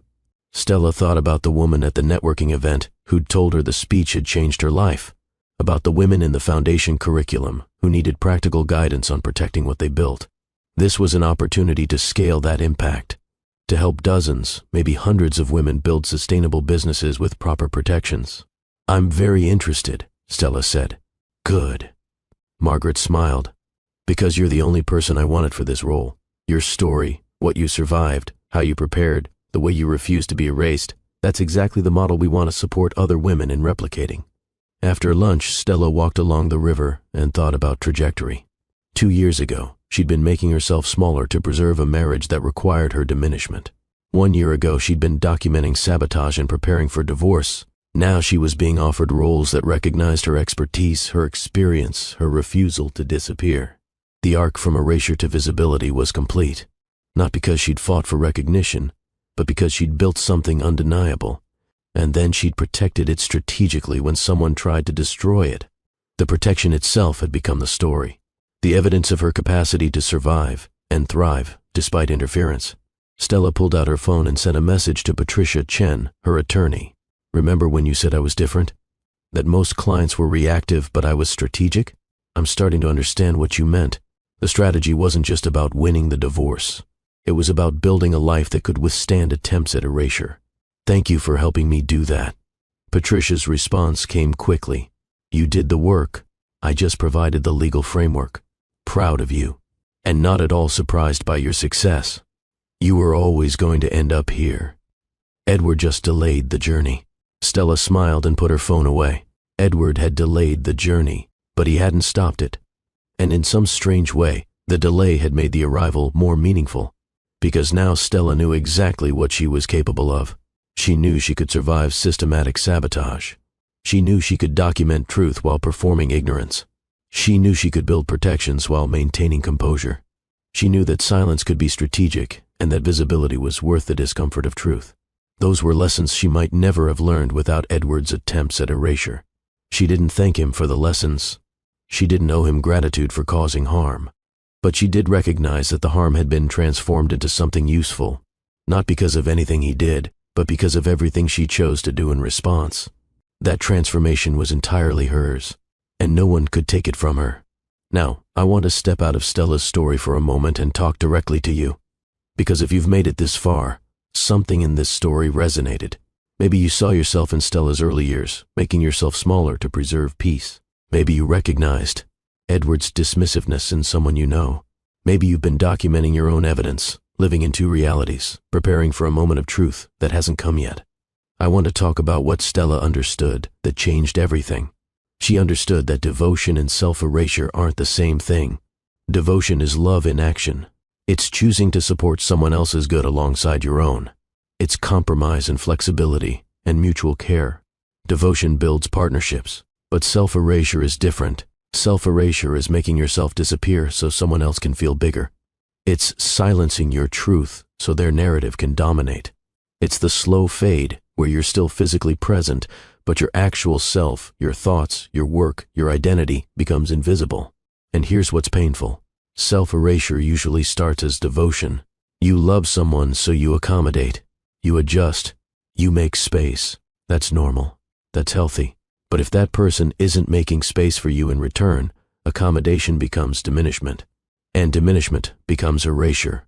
Stella spent years in that space, loving someone who mistook her devotion for weakness, her flexibility for absence of substance, her silence for permission to define her reality. But here's what Edward never understood. Silence and invisibility aren't the same thing. Stella was silent strategically. She was never invisible. She was watching, learning, documenting, preparing. She gave Edward every opportunity to see her, to stop, to choose partnership. And when he didn't, when he actively chose to destroy what she built, she had already built something he couldn't touch. Comprehensive awareness of her own truth. If you're watching this and something feels familiar, if you've ever felt yourself getting smaller in a relationship, if you've ever watched someone dismiss your work or your worth, if you've ever stayed silent while someone rewrote your reality, I need you to hear this. Your awareness is your power. You don't have to confront every dismissal the moment it happens. You don't have to fight every battle in real time. Sometimes the most strategic thing you can do is pay attention. Document the patterns. Trust your perceptions. Build your foundation quietly while others assume you're not paying attention.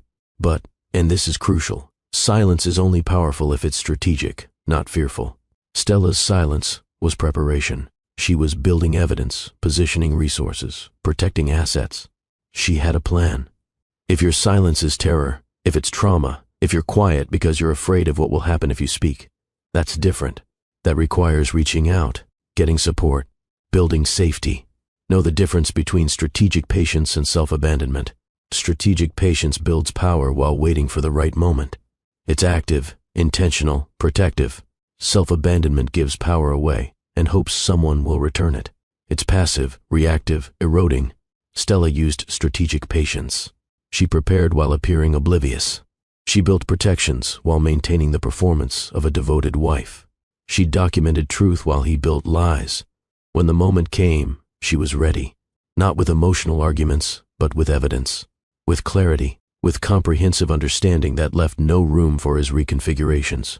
That's the lesson, not stay quiet and endure.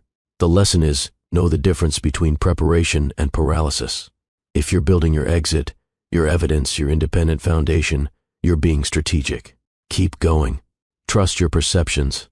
Document everything. Build protections before the crisis hits. If you're just hoping things will change while making yourself smaller and smaller, that's when you need to ask harder questions. Here's what I'm praying for you today. Wherever you are in your story, I'm praying for clarity, that you see your situation as it actually is, not as you wish it were or as someone else tells you it is.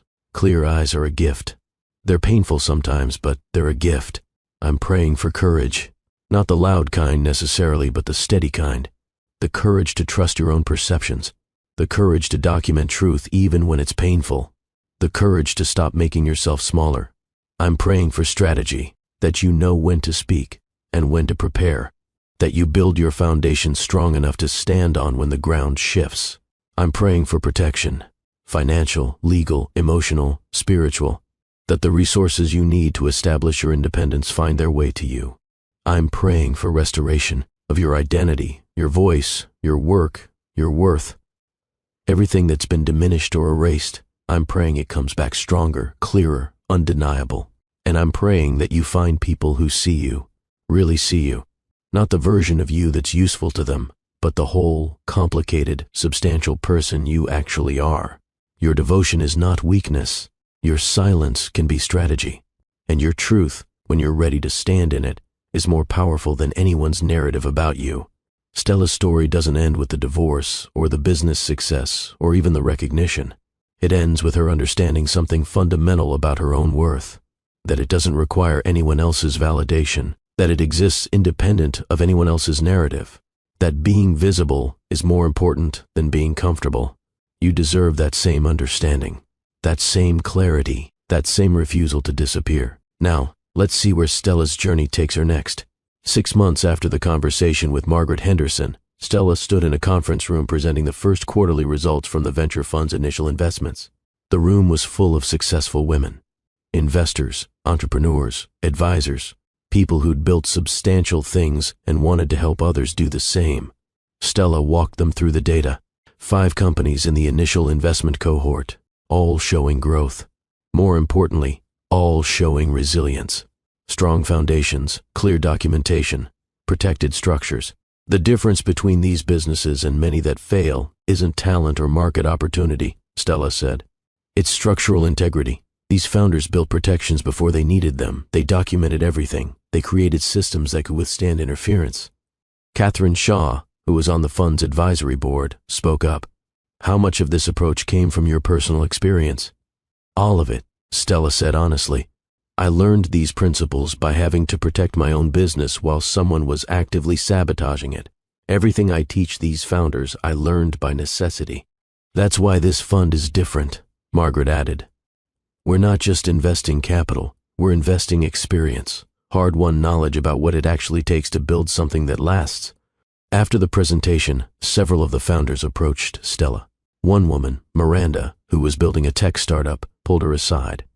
I need to tell you something. My CO founder, who's also my husband, has been making decisions without me, moving money around, changing agreements with investors, positioning himself as the primary leader even though we built this together. Are you documenting it? Stella asked. I wasn't. I felt guilty even thinking that way, like I was betraying him by not trusting him. Trust and documentation aren't opposites, Stella said. You can hope for the best while preparing for the worst. That's not betrayal, that's wisdom. After hearing you speak last month, I started keeping records, and now I'm seeing patterns I was missing before. Good. Keep documenting. Protect your intellectual property. Make sure agreements clearly establish your role and contribution. Hope you never need the evidence but build it anyway. Miranda nodded, eyes bright with determination rather than tears. I won't disappear, not from my own company. No, Stella agreed. You won't. These conversations happen regularly now. Women who were learning to distinguish between partnership and erasure, who were building protections before crisis hit, who were trusting their perceptions instead of gaslighting themselves. Stella's painful education had become a curriculum, and that curriculum was helping dozens of women avoid the worst of what she'd experienced. The transformation of suffering into usefulness felt complete.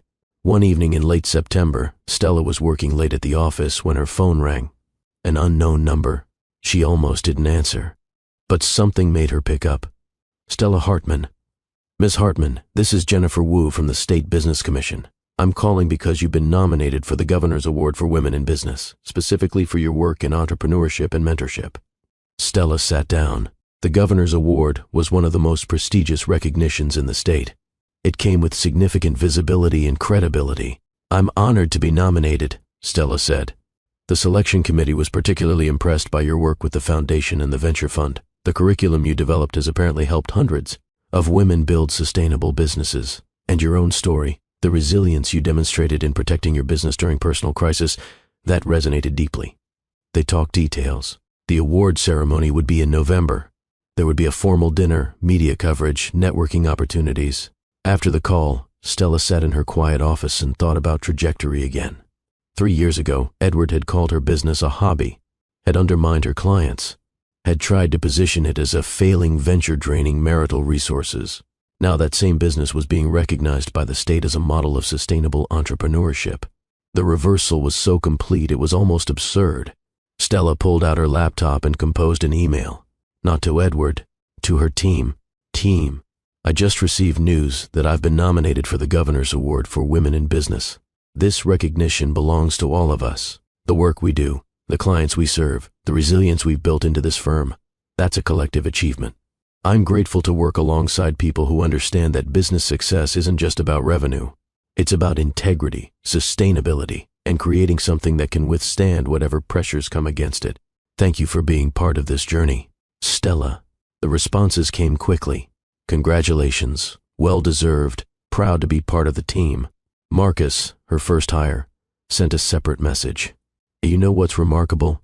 You built all of this while someone was actively trying to destroy it. That's not just business skill. That's character. The award recognizes both. Congratulations. Stella read that message several times. Character. Not just skill or strategy or resilience. Character. The refusal to participate in her own erasure. The decision to document truth instead of accepting lies. The choice to build protections without becoming bitter. Those were character decisions as much as strategic ones. And character, Stella was learning, was what lasted. Skills could be learned, strategies could be copied, but character was foundational. Edward had underestimated her character, had assumed her devotion meant malleability, had mistaken her accommodation for absence of substance. That underestimation had been his fatal miscalculation. The Governor's Award ceremony was held in the state capitol building in mid-November. Stella attended with her mother and sister. Her team had wanted to come, but she'd kept the guest list small. This felt personal in a way that work events didn't. The ballroom was elegant, full of accomplished people. Business leaders, politicians, nonprofit directors, people who'd built things that mattered. When Stella's category was announced, the presenter read through her accomplishments.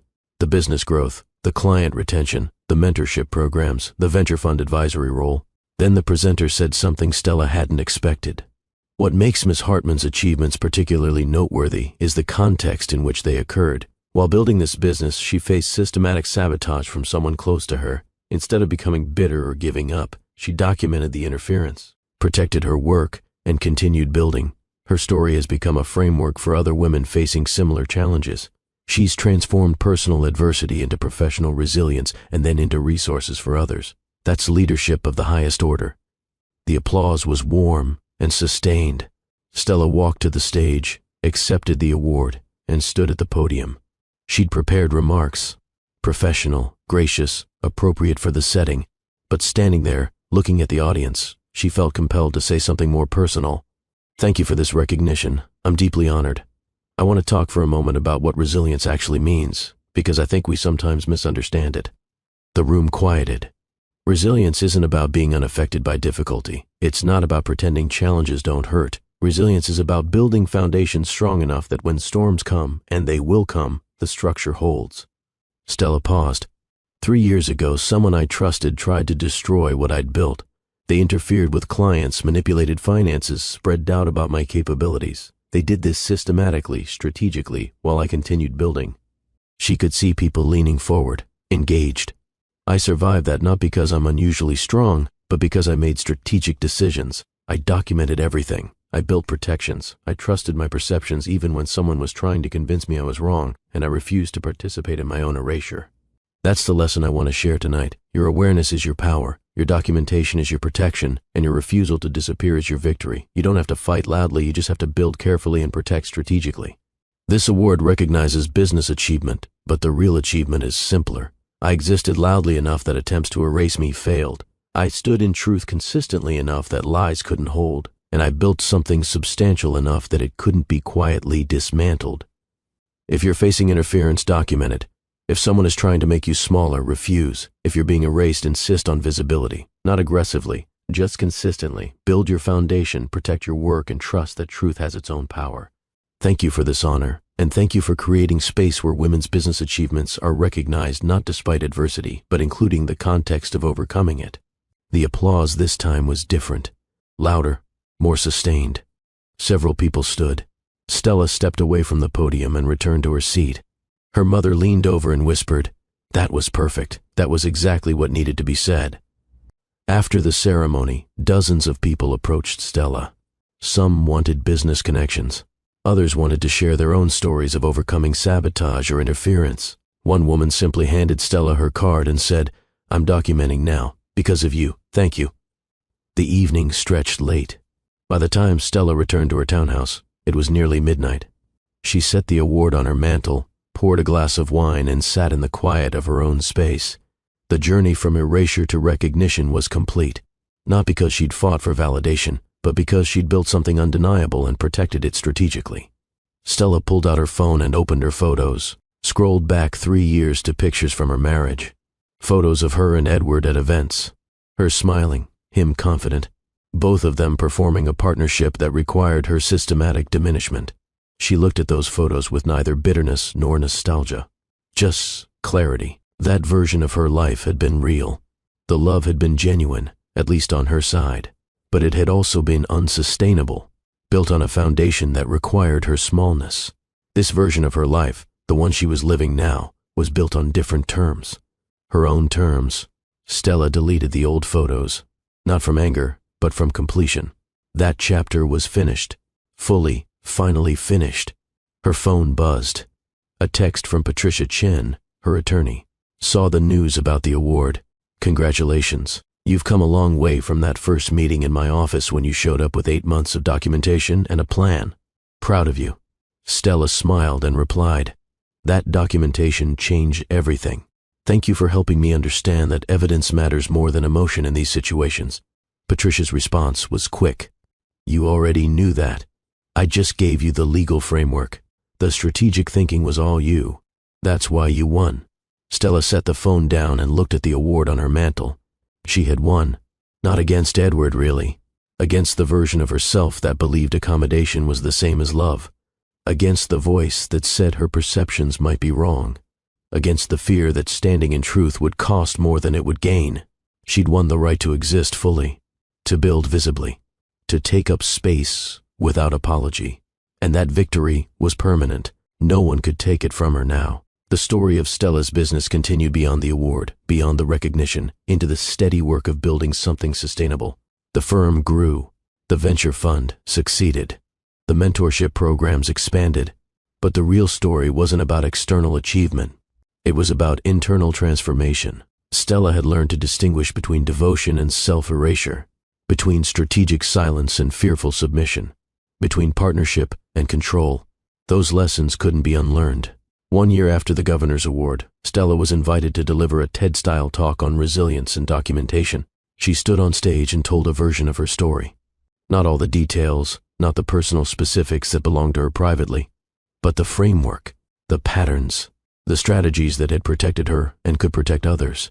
"The most dangerous moment in any relationship," Stella said, "is when you realize someone is trying to erase you, Not with violence, not with obvious cruelty, but with systematic dismissal, with narrative control, with a slow erosion of your right to define your own reality. The audience was silent, attentive. When that happens, you have choices. You can confront immediately, which sometimes works but often just gives the other person time to adjust their strategy. You can ignore it and hope it stops, which rarely works. Or you can do what I did, document everything while appearing unchanged.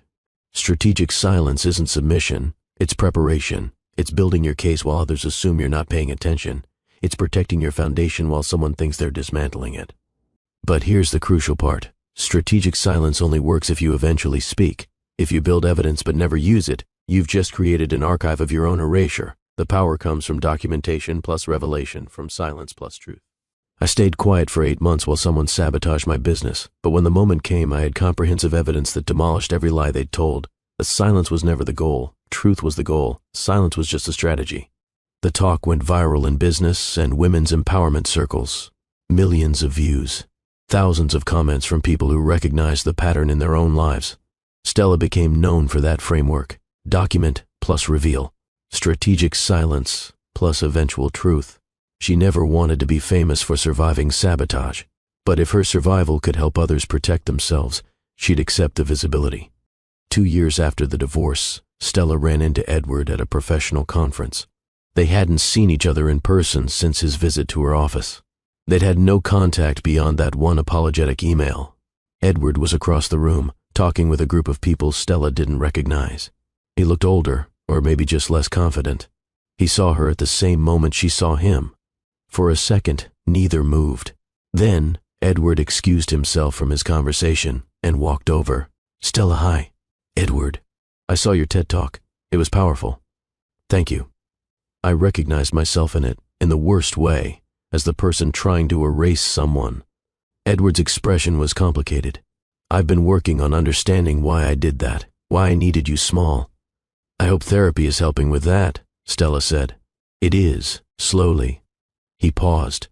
"I'm seeing someone new. I've been very conscious about not repeating patterns, about celebrating her success. Instead of feeling threatened by it, it's harder than I thought it would be. Growth usually is. I just wanted you to know that what happened between us, what I did to you, that taught me something crucial, even though I was the one causing harm, maybe especially because of that." Stella looked at him carefully. "I'm glad you're learning, genuinely. But Edward, my role in your life isn't to validate your growth. You're on your own journey now. I'm on mine. Those paths don't need to intersect." "I understand." Edward nodded. "I won't take more of your time. I just wanted to say that I see what you built. I see that you were right about everything, and I'm sorry I couldn't see it then. I appreciate that. I hope you find what you're looking for. You too, though it looks like you already have." After he walked away, Stella stood alone for a moment. The conversation had been necessary in some way, a final closing of the chapter, but it hadn't affected her emotionally the way similar conversations might have 2 years earlier. She didn't need his recognition anymore, didn't need his apology or his acknowledgement of her success. Those things were his to process. Stella had already moved on. She returned to the conference session she'd been heading toward and didn't think about Edward again for the rest of the day. That, more than anything, felt like the real victory. Not anger, not vindication, just neutral completion. He was someone she used to know, someone who'd tried to erase her and failed, but he was no longer relevant to her present or her future. And that irrelevance was its own form of freedom. The years continued. Stella's firm celebrated its 10th anniversary. The team had grown to 15 people.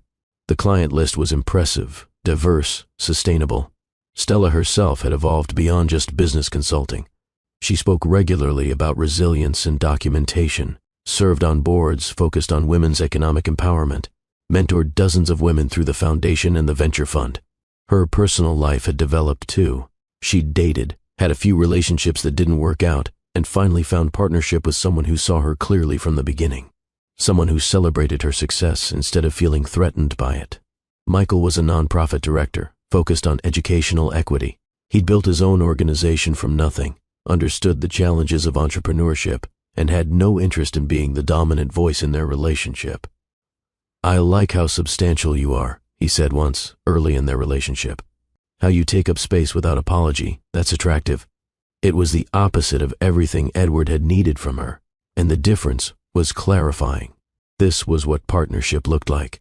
Mutual support without diminishment, celebration without competition, space for both people to be fully themselves.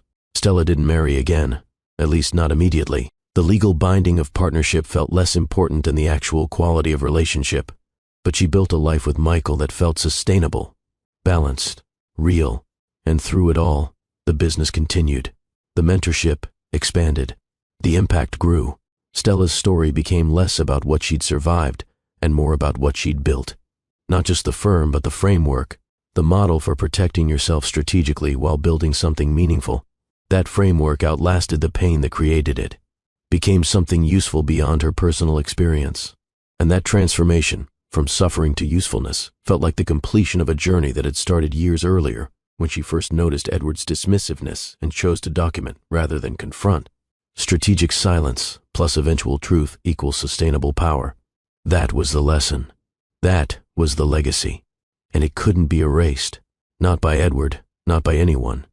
Stella had built something undeniable, had protected it strategically, had revealed truth at the right moment, and had transformed her painful education into resources for others. The arc from erasure to visibility was complete, permanent, irreversible, and everything she built from that foundation was hers, fully, finally, undeniably hers. On the 15th anniversary of starting her firm, Stella stood in front of her team at a celebration dinner. "When I started this business," she said, "I thought I was just creating professional opportunity, something to keep my skills sharp while managing other parts of my life. I didn't realize I was building proof of my existence, evidence that I was substantial, capable, real." The team listened quietly. Some of you know that there was a period when someone tried to destroy what we'd built, tried to frame it as a failure, undermine our credibility, erase our legitimacy. That person failed, not because I fought harder, but because what we'd built was real, and reality has its own power. 15 years later, we're not just surviving, we're thriving, we're helping others thrive, we're creating frameworks that protect people who are being systematically diminished, we're proving that visibility is possible even when others demand your disappearance. I'm proud of the revenue, the clients, the recognition, but I'm most proud of this. We built something that couldn't be quietly dismantled. We created foundations strong enough to withstand interference, and we did it while maintaining integrity, ethics, and humanity. Thank you for being part of this, for understanding that business success isn't just about numbers. It's about sustainability, resilience, and refusing to disappear. The team raised their glasses. "To 15 years, Marcus said, and to never disappearing." "To never disappearing," everyone echoed. Stella stood among her team, in the business she'd built, surrounded by evidence of everything she'd protected and created. And she felt something she'd spent years searching for. Complete. Not because external achievement had filled some void, but because internal and external reality finally matched. She was exactly who she appeared to be. Substantial, visible, undeniable. No one could rewrite that story anymore. It was hers. Fully hers. Finally hers. And that ownership was the victory she'd been building toward all along. If Stella's story resonated with you, if you felt the tension of watching someone underestimated finally reveal their strength, if you connected with her journey from silence to sovereignty, then you're in the right place. This channel is dedicated to stories like this. Stories about real emotional stakes. Stories about people who find their power not through revenge, but through clarity. Stories that respect your intelligence and your heart. I'm Dennis, and I pour everything into creating these narratives for you. Stories that entertain but also reflect something true about resilience, dignity, and the quiet strength it takes to reclaim your own story. If you want more stories like Stella's, hit that subscribe button for Billionaire's Romance Stories by Dennis. Every subscription tells me these stories matter to you, and it helps me keep creating them. Drop a comment and let me know. Have you ever had to choose between devotion and your own identity? What did that choice teach you? Thank you for being here. Thank you for listening. And remember, your silence can be strategy, but your truth is your power. I'll see you in the next story.